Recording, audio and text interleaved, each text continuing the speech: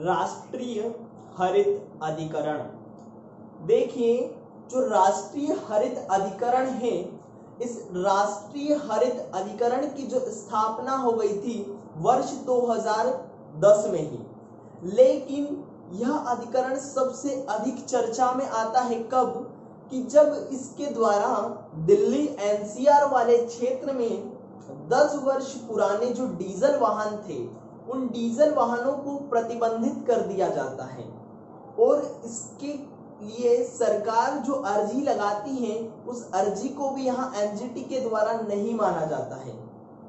फिर एक और बात आती है वर्ष 2017 में। कब? वर्ष 2017 में क्या होता है, दिल्ली वाले क्षेत्र में, दिल्ली में क्या किया जाता है, जो आर्ट ऑफ लिविंग है, उस आर्ट ऑफ लिविंग के द्वारा एक कार्यक्रम का आयोजन किया जाता है। तो उस कार्यक्रम को ये क्या करते हैं, पर्यावरण के नियमों के खिलाफ बताते हैं और पर्यावरण के नियम के खिलाफ बताते हुए उसके ऊपर 5 करोड़ रुपए का जुर्माना लगा देते हैं। ठीक है, तब से यह जो एनजीटी है बहुत अधिक चर्चा में आ जाता है और हर व्यक्ति क्या करता है, इस एनजीटी के बारे में जानना चाहता है कि आखिर ये एनजीटी है क्या। तो उसी एनजीटी के बारे में आज हम बात करने वाले हैं। ठीक है, देखिए, जो हमारे भारत का संविधान है, भारत की संविधान का जो अनुच्छेद 21 है, ठीक है, वह हमें जीवन जीने का अधिकार देता है। मतलब जो अनुच्छेद 21 है वह एक मौलिक अधिकार है और वह हमें क्या करता है, जीवन जीने का अधिकार प्रदान करता है। अब जीवन जीने के लिए हम जानते हैं कि हमें एक स्वस्थ वातावरण चाहिए। कैसा चाहिए? एक स्वस्थ वातावरण चाहिए। स्वस्थ वातावरण के लिए हमारा जो पर्यावरण है वह कैसा होना चाहिए? स्वच्छ होना चाहिए। ठीक है, तो इस पर्यावरण से संबंधित जो मामले रहते हैं, उन पर्यावरण संबंधित मामलों को सुलझाने के लिए ही यहाँ पर इस एनजीटी का गठन किया गया है। साथ ही साथ हम देखते हैं अगर, तो जो पर्यावरण संबंधित जो मामले थे पहले न्यायालय सुलझाया करता था, तो फिर सोचा गया कि जो न्यायालय है उसमें बहुत अधिक भार बढ़ गया है मुकदमों का, तो इन मुकदमों के भार को कम करने के लिए और पर्यावरण संबंधित मामलों को जल्दी सुलझाने के लिए एनजीटी का गठन किया जाए। ठीक है, तो उसी के तहत इसी बात को ध्यान में रखते हुए भारतीय संसद द्वारा क्या किया जाता है, वर्ष 2010 में राष्ट्रीय हरित अधिकरण अधिनियम 2010 पास किया जाता है और उसी के तहत 18 अक्टूबर 2010 को इसकी स्थापना की जाती है। किसकी? एनजीटी की। अब देखिए, इस एनजीटी की स्थापना करने वाला हमारा जो भारत है वह तीसरा देश होता है। कौन सा नंबर का? तीसरा देश होता है। तो इसके पहले दो कौन से देश हैं? तो इसके पहले जो दो देश हैं, एक है ऑस्ट्रेलिया और दूसरा है न्यूजीलैंड। इन दोनों देशों ने भारत से पहले एनजीटी की स्थापना कर ली थी और तीसरा जो देश बना है वह कौन सा है? भारत, वर्ष 2010 में। ठीक है, अब बात आती है कि एनजीटी की प्रकृति कैसी होती है। तो अगर हम एनजीटी की प्रकृति की बात करें तो इसे एक अधिनियम के तहत बनाया गया है, इसलिए यह कैसा होगा? एक सांविधिक संस्था होगी। कैसी? सांविधिक, न कि संवैधानिक संस्था। ठीक है, सांविधिक संस्था क्यों होगी? क्योंकि इसे बनाया गया है क्यों? एक अधिनियम के तहत बनाया गया है, न कि संविधान में इसका उल्लेख है। दूसरी बात आती है इसकी स्थापना की, तो इसकी स्थापना कब हुई? 18 अक्टूबर 2010 को इसकी स्थापना की जाती है और इसका जो मुख्यालय है वह है दिल्ली में। कहाँ है मुख्यालय इसका? दिल्ली में है। और इसकी 4 अन्य शाखाएं भी हैं। तो 4 अन्य शाखा अगर हम भारत में देखें तो एक है भोपाल में, दूसरी हम देखें तो पुणे में, तीसरी है यहाँ पर कोलकाता में और चौथी है चेन्नई में। तो 4 इसकी अन्य शाखाएं भी हैं और इसका जो मुख्यालय है वह कहाँ है? दिल्ली में है। अब बात आती है कि इस एनजीटी के सदस्य कौन कौन होंगे, किन किन लोगों से मिलकर बनेगा यह एनजीटी।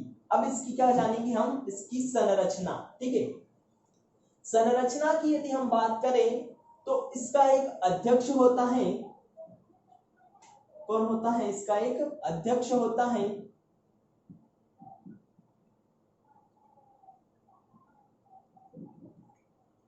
दूसरी बात आती है यहां पर कि इसके कुछ न्यायिक सदस्य होते हैं। कितने, तो इन न्यायिक सदस्यों की जो संख्या है वह मिनिमम हो सकती है कितनी, 10, और मैक्सिमम हो सकती है 20। कितनी, 20 मैक्सिमम हो सकती है और मिनिमम कितनी हो सकती है, 10 हो सकती है। तीसरी बात करें तो यहाँ पर विशेषज्ञ सदस्य भी शामिल होते हैं। कौन, विशेषज्ञ सदस्य। इन विशेषज्ञ सदस्यों की संख्या भी मिनिमम 10 हो सकती है और मैक्सिमम कितनी हो सकती है, तो 20 हो सकती है। ठीक है, अब बात आती है कि जो अध्यक्ष रहेगा, इस अध्यक्ष की अपनी क्या योग्यता होनी चाहिए। तो अगर इस अध्यक्ष की योग्यता की हम बात करें तो यह होना चाहिए सुप्रीम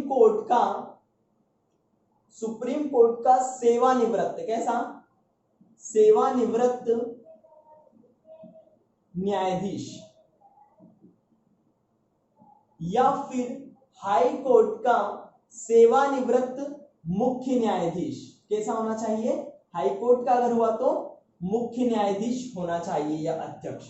और इस अध्यक्ष की नियुक्ति की यदि हम बात करें तो इस अध्यक्ष की जो नियुक्ति की जाएगी वह की जाएगी किसके द्वारा, केंद्र सरकार के द्वारा की जाएगी। किसके द्वारा, केंद्र सरकार के द्वारा की जाएगी। लेकिन यहां पर परामर्श ली जाती है किसकी, तो चीफ जस्टिस ऑफ इंडिया, मतलब भारत के जो सर्वोच्च न्यायालय के जो मुख्य न्यायाधीश हैं उनकी यहां पर परामर्श ली जाती है। परामर्श किसकी ली जाती है, चीफ जस्टिस ऑफ इंडिया की यहां पर परामर्श ली जाती है।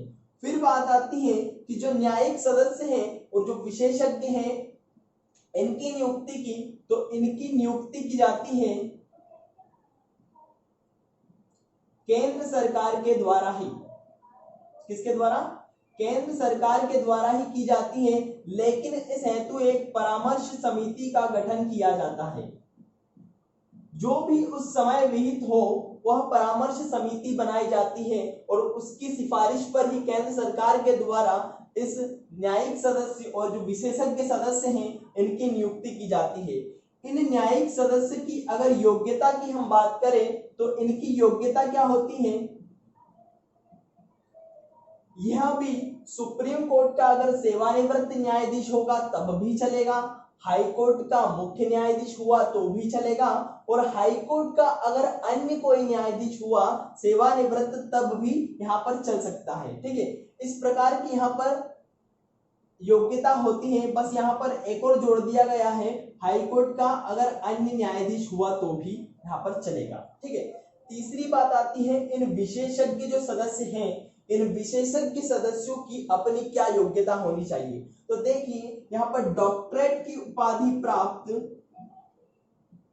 ठीक है, डॉक्टरेट की उपाधि प्राप्त जिन्होंने master of science, master of engineering या फिर मास्टर ऑफ टेक्नोलॉजी।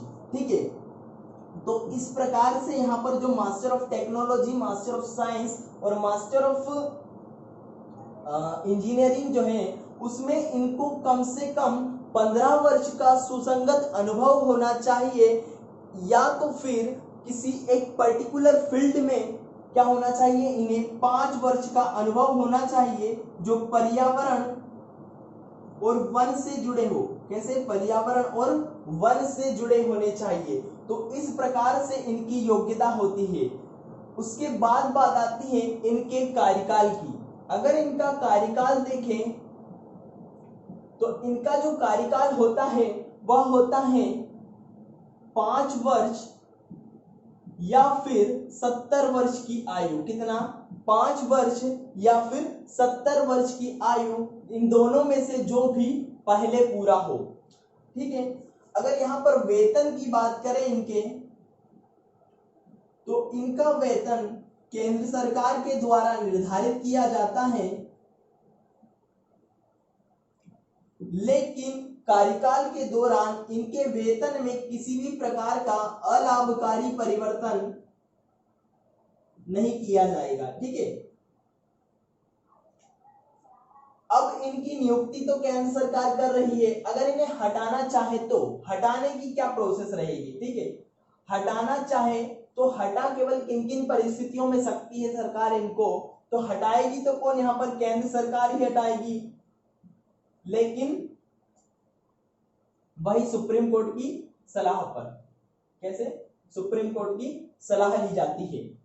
तो अगर यहां पर वह व्यक्ति दिवालिया घोषित हो जाता है, न्यायालय द्वारा उसे दिवालिया घोषित कर दिया गया है, या फिर अपने कार्य को करने में शारीरिक या फिर मानसिक रूप से वह अक्षम है, बाह्य रूप से वह कहीं और से लाभ प्राप्त कर रहा है किसी और बात में, या फिर कहीं कदाचार अगर उसके ऊपर साबित हो जाता है, तो इन परिस्थितियों में केंद्र सरकार सुप्रीम कोर्ट की सलाह पर उसे हटा भी सकती है। तो इस प्रकार से होती है क्या, इस एनजीटी की अपनी संरचना। उसके बाद आता है कि ये जो एनजीटी है किस प्रकार से कार्य करेगी। एनजीटी के कार्य को हम देखेंगे अब, कार्य और शक्ति दोनों को एक साथ देखते हैं, किस प्रकार की कार्य और शक्ति इसको प्राप्त है। देखिए, सबसे पहली बात आती है कि पर्यावरण से संबंधित जो भी सिविल मामले हैं उनका सुनने का अधिकार होता है इस एनजीटी का। किसका, एनजीटी का। पर्यावरण से संबंधित जितने भी सिविल मामले हैं उन सिविल मामलों पर सुनवाई करने का अधिकार किसे है, तो वह है एनजीटी को। किसको है, एनजीटी को। ठीक है, फिर दूसरी बात आती है कि पर्यावरण प्रदूषण या फिर पर्यावरण प्रदूषण से क्षति पहुंचने वाला कोई व्यक्ति है, जिसको इससे क्षति पहुंचती है, तो उस क्षति की भरपाई करवाता है कौन, एनजीटी। क्षति की भरपाई एनजीटी करवाता है, एनजीटी करता नहीं है, एनजीटी तो जुर्माना लगाकर क्षति की भरपाई करवाता है। ठीक है, तीसरी बात आती है कि जो भी क्षतिग्रस्त संपत्ति है उन क्षतिग्रस्त संपत्तियों का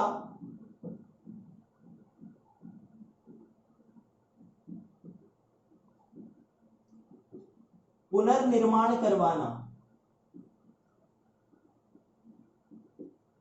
यहां पर। ठीक है, करता नहीं खुद, यह पुनः निर्माण करवाता है यहां पर जुर्माना लगाकर। तीसरी बात आती है कि पर्यावरण से संबंधित जो भी कानून बने हुए हैं उन कानून का क्या करना, उनके जो भी मामले आते हैं उनकी सुनवाई करना। तो कौन कौन से कानूनों की सुनवाई करता है यह देखते हैं हम। तो देखिए, जो जल प्रदूषण निवारण अधिनियम 1974 है, उसके तहत अगर कोई मामला सामने आता है तो उसकी सुनवाई करेगा कौन, यह एनजीटी। जल प्रदूषण निवारण अधिनियम 1974, इसके तहत आने वाले मामलों की सुनवाई कौन करता है, तो यह नेशनल ग्रीन ट्रिब्यूनल करता है। दूसरी बात यहां पर आती है कि वन संरक्षण अधिनियम 1980, कौन सा, वन संरक्षण अधिनियम 1980 के तहत आने वाले मामलों की सुनवाई करता है। तीसरी बात यहां पर आती है वायु प्रदूषण निवारण अधिनियम 1981, कौन सा, 1981 वाला वायु प्रदूषण निवारण अधिनियम 1981 वाला। चौथी बात आती है पर्यावरण संरक्षण अधिनियम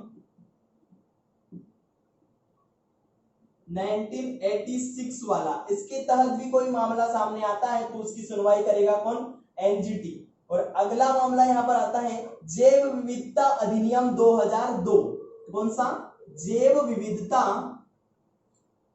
अधिनियम 2002।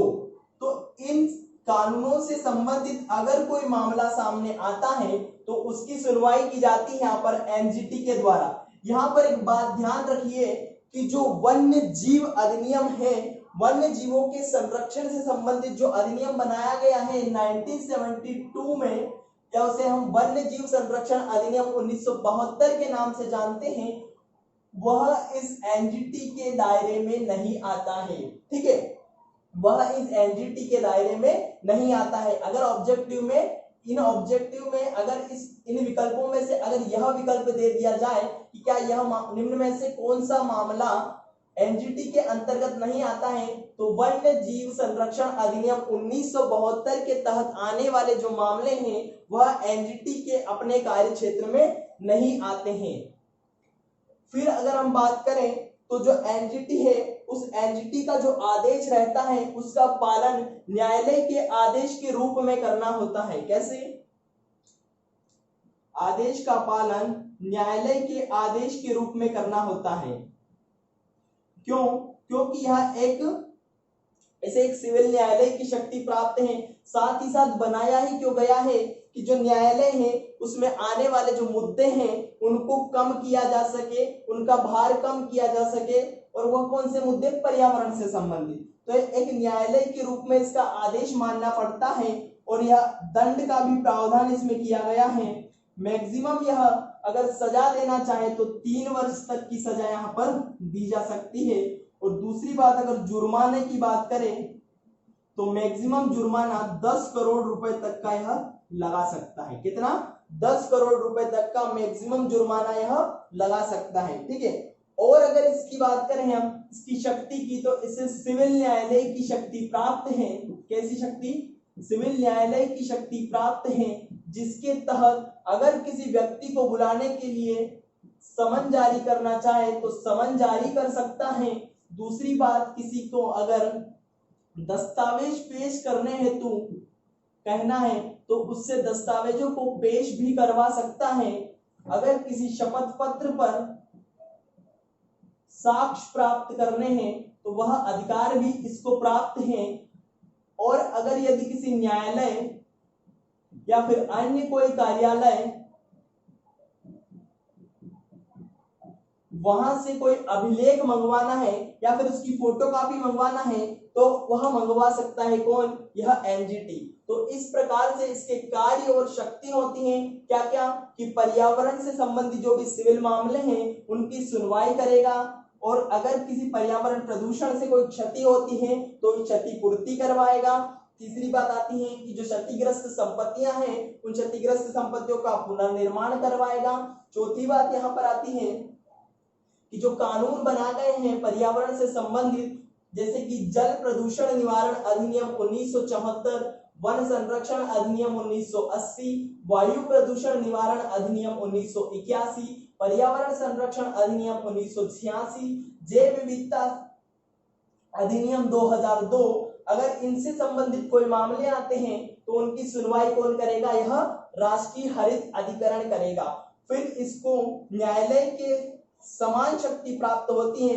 इसका जो आदेश रहता है वह न्यायालय के आदेश के रूप में मानना पड़ता है। और दंड का प्रावधान किया गया है कि मैक्सिमम 3 वर्ष की सजा भी यह दे सकता है और जुर्माना मैक्सिमम 10 करोड़ रुपए तक का लगा सकता है। और जो सिविल न्यायालय की शक्ति में शपथ पत्र पर साक्ष्य प्राप्त करना, किसी के खिलाफ समन जारी करना, न्यायालय या फिर कार्यालय से कोई अभिलेख मंगवाना या फिर किसी दस्तावेज को पेश करवाना है तो उसकी अपेक्षा भी यह कर सकता है। इस प्रकार से होती हैं इस राष्ट्रीय हरित अधिकरण के कार्य और शक्तियां। ठीक है, फिर अब बात आती है कि इसके समक्ष क्या चुनौतियां अभी वर्तमान में है। वर्तमान में इसके समक्ष कुछ चुनौतियां मौजूद हैं, उन चुनौतियों को भी हम जान लेते हैं। ठीक है,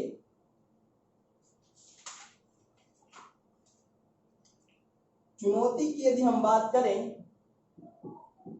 तो पहली बात आती है कि देखिए, जो न्यायालय है वो एक संवैधानिक संस्था है और उसी से इसकी तुलना की जा रही है, लेकिन यह एक सांविधिक संस्था है। कैसी? सांविधिक संस्था है। तो यहाँ पर इसको इस बात यह कहकर चुनौती दी जा सकती है कि इसे न्यायालय की समक्ष शक्ति नहीं है, क्योंकि न्यायालय एक संवैधानिक संस्था है और यह एक सांविधिक संस्था है। दूसरी बात यहाँ पर आती है कि इसके द्वारा जो निर्णय लिए जाते हैं उन निर्णयों को क्या बोला जाता है कि ये आर्थिक वृद्धि और विकास को प्रभावित करते हैं। ऐसा यहाँ पर इसके निर्णयों के ऊपर दबाव लगाया जाता है कि ये आर्थिक जो वृद्धि और विकास हो रहे हैं उनको प्रभावित करते हैं, ऐसी बात कही जाती है। इसके निर्णयों को आर्थिक विकास